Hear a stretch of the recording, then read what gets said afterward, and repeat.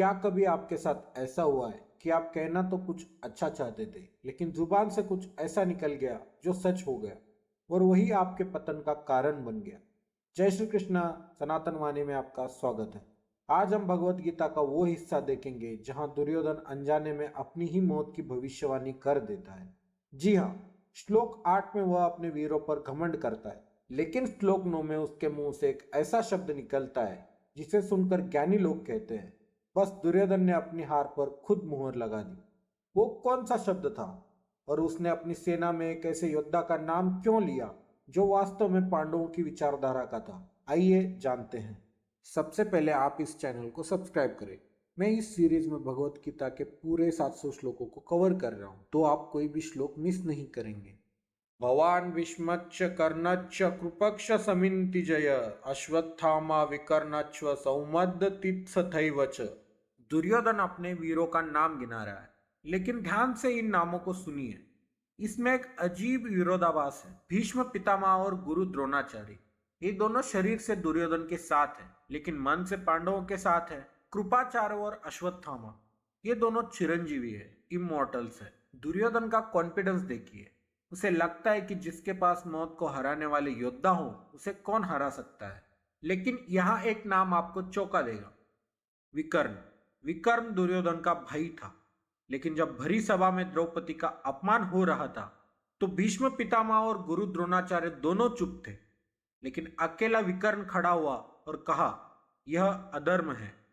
सोचिए, दुर्योधन उसी भाई का नाम गर्व से ले रहा है जिसने उसका विरोध किया था। क्यों? क्योंकि आज विकर्ण धर्म को छोड़कर परिवार और वफादारी के नाम पर अधर्म के साथ खड़ा है। गीता हमें यही सिखाती है, सिर्फ अच्छा इंसान होना काफी नहीं है, सही पक्ष पर खड़ा होना जरूरी है। विकर्ण अच्छा होकर भी गलत जगह खड़ा है, इसलिए वो मारा जाएगा। अब आता है वो पल जहां दुर्योधन से बहुत बड़ी चूक होती है। श्लोक 9 सुनिए। अन्यच्च बहवशूरा मदर्थे तप्त जीविता नाना शस्त्र प्रहरणा सर्वे युद्ध विशारदा।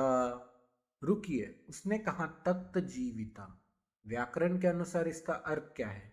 व्याकरण के अनुसार इसका अर्थ है जीवन का मोह छोड़ने वाला, लेकिन नियति की भाषा में इसका अर्थ अलग होता है। नियति की भाषा में इसका अर्थ है जिनका जीवन त्यागा जा चुका है, यानी जो पहले से मर चुके हैं। दुर्योधन बोलना तो ये चाहता था कि ये सब मेरे लिए जान दे देंगे, लेकिन बोला यह कि ये सब तो मरे हुए हैं। भगवान की लीला देखो, श्री कृष्ण अभी युद्ध में हथियार भी नहीं उठाए हैं और दुर्योधन ने पहले ही स्वीकार कर लिया कि यह सेना प्राणहीन है। इसे कहते हैं विनाश काले विपरीत बुद्धि।